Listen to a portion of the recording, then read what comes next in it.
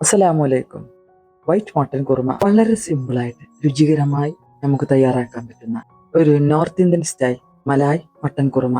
ഇതെങ്ങനെയാണ് തയ്യാറാക്കുന്നതെന്ന് കണ്ടു നോക്കാം. ഇതിനായിട്ട് ഞാനിവിടെ എടുത്തിട്ടുള്ളത് 1/2 കിലോ മട്ടനാണ്. മട്ടൻ നന്നായി കഴുകി വൃത്തിയാക്കിയതിന് ശേഷം ഒരു കുക്കറിലേക്കായിട്ട് ഇട്ട് കൊടുക്കുക. കൂടെ തന്നെ ഇതിലേക്കായിട്ട് 2 ബേ ലീഫ്, 2 ഏലക്കായ, ഒരു കഷ്ണം പട്ട, 2 ടേബിൾ സ്പൂൺ തൈര്, പുളിയില്ലാത്ത തൈര് കേട്ടോ, 3/4 ടീസ്പൂൺ ഉപ്പും ചേർത്ത് ഇത് നല്ലപോലെ ഒന്ന് മിക്സാക്കി എടുക്കുക. ശേഷം ഇതിലേക്കായിട്ട് 1 കപ്പ് വെള്ളം ചേർത്തിട്ട് ഒന്നുകൂടെ ഒന്ന് മിക്സാക്കി കുക്കർ മൂടി വെച്ചിട്ട് മീഡിയം ഫ്ലെയിമിൽ 5 വിസിൽ വരുന്നത് വരെ വേവിക്കുക. മട്ടൻ ഇളയതാണ് എങ്കിൽ 5 വിസിൽ അടിച്ചിട്ടുണ്ടെങ്കിൽ അത് കലങ്ങി പോകും കേട്ടോ. അപ്പോൾ മട്ടൻ്റെ മൂപ്പിനനുസരിച്ചായിരിക്കും മട്ടൻ്റെ വേവ്. 5 വിസിൽ അടിച്ചതിന് ശേഷം ഫ്ലെയിം ഓഫ് ചെയ്ത് കുക്കർ മാറ്റി വെക്കുക. ഇനി ഒരു കടായി സ്റ്റൗവിലേക്ക് വെച്ച് അല്പം ഓയിൽ ഒഴിച്ചു കൊടുക്കുക. ഇതിലേക്കായിട്ട് 8 10 വെളുത്തുള്ളി അല്ലി, ഒരു കഷ്ണം ഇഞ്ചി കഷ്ണങ്ങളാക്കിയത്, അതും ഈ ഓയിലിൽ നിന്ന് വഴറ്റിയെടുക്കുക.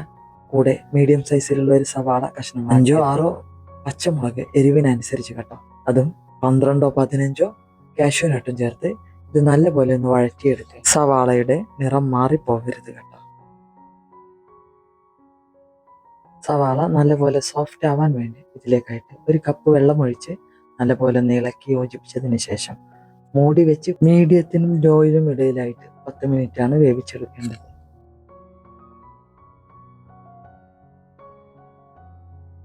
10 മിനിറ്റിന് ശേഷം മൂടി തുറന്ന് ഒന്ന് ഇളക്കി യോജിപ്പിച്ചിട്ട് ഫ്ലെയിം ഓഫ് ചെയ്ത് ഇത് തണുക്കുന്നതിന് വേണ്ടിയിട്ട് മാറ്റി വെക്കുക ഒരു സൈഡിലേക്കായിട്ട്.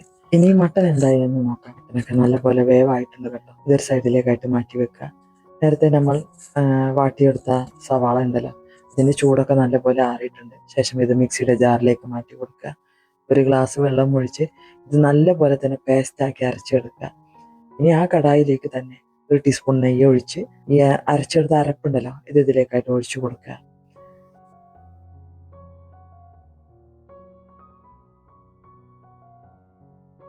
നല്ലപോലെ തന്നെ ഒന്ന് ഇളക്കി യോജിപ്പിക്കുക. ഈ സമയം ലോ ഫ്ലെയിമിലായിരിക്കണം കേട്ടോ.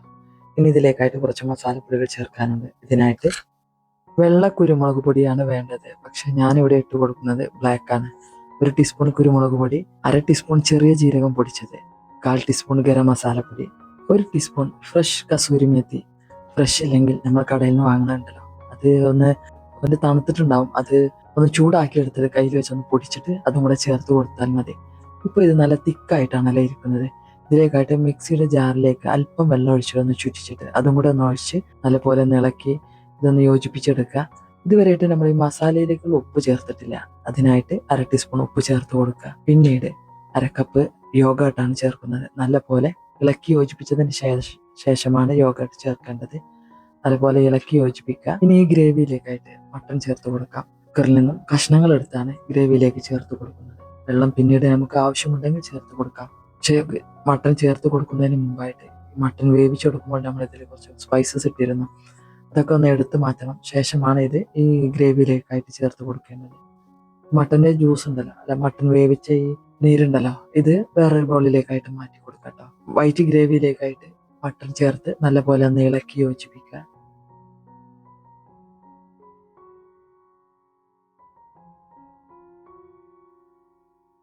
ശേഷം ഇതിലേക്കായിട്ട് 1 കപ്പ് ഫ്രഷ് ക്രീമാണ് ചേർത്ത് കൊടുക്കുന്നത്. നല്ലപോലെ തന്നെ ഒന്ന് ഇളക്കി യോജിപ്പിക്കുക. നമ്മൾ മട്ടൺ വേവിച്ച ഗ്രേവി ഇതുവരെ ഈ വൈറ്റ് ഗ്രേവിയിലേക്ക് ചേർത്ത് കൊടുത്തിട്ടില്ല. മട്ടന് ലൂസാണെങ്കിൽ ചേർത്ത് കൊടുക്കേണ്ട ആവശ്യമില്ല. എന്നാൽ നല്ല തിക്കായിട്ടാണെങ്കിൽ അല്പം ചേർത്ത് കൊടുക്കാം. ഇതിങ്ങനെ ഇരിക്കും തോറും ചൂടായി വന്നു കഴിഞ്ഞാൽ ഒന്നുകൂടി ഗ്രേവി തിക്കായിട്ട് വരും. ആ സമയത്ത് അല്പം കൂടി ചേർത്ത് കൊടുക്കാം കേട്ടോ. ഇനി ഇതിന്റെ മുകളിലായിട്ട് അല്പം പച്ചമുളക് കഷ്ണങ്ങളാക്കിയതും കുറച്ച് മല്ലിയില പുതിനയില കഷ്ണങ്ങളാക്കിയതും ചേർത്ത് കൊടുക്കുക. ഇനി ഇതിലേക്കായിട്ട് കുറച്ച് വറുത്തിടാനുണ്ട്. ഇതിനായി ഒരു പാനിലേക്ക് അല്പം ഓയിൽ ഒഴിച്ചു കൊടുക്കുക. 1/2 ടീസ്പൂൺ ജീരകം, 4 ഏലക്കായ, 4 ഗ്രാമ്പു ചേർത്ത് ഇതൊന്ന് പൊട്ടിക്കഴിഞ്ഞാൽ ഇത് ഈ ഗ്രേവിയിലേക്കായിട്ട് ഒഴിച്ചു കൊടുക്കുക. ഫ്ലെയിം ഓഫ് ചെയ്ത് മാറ്റി വെക്കാം.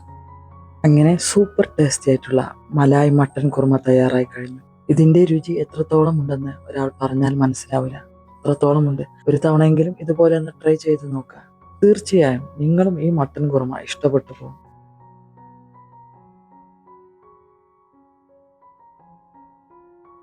നിങ്ങൾക്ക് ഈ വീഡിയോ ഉപകാരപ്പെടുമെന്ന് തോന്നിയാൽ അത് മറ്റുള്ളവരിലേക്ക് ഷെയർ ചെയ്ത് കൊടുക്കുക. ഇഷ്ടമായ ലൈക്ക് ചെയ്യുക, സബ്സ്ക്രൈബ് ചെയ്യുക. ഇൻഷാ അല്ലാഹ് മറ്റൊരു വീഡിയോയുമായി വരുന്നവരെ ബൈ. അസ്സലാമു അലൈക്കും.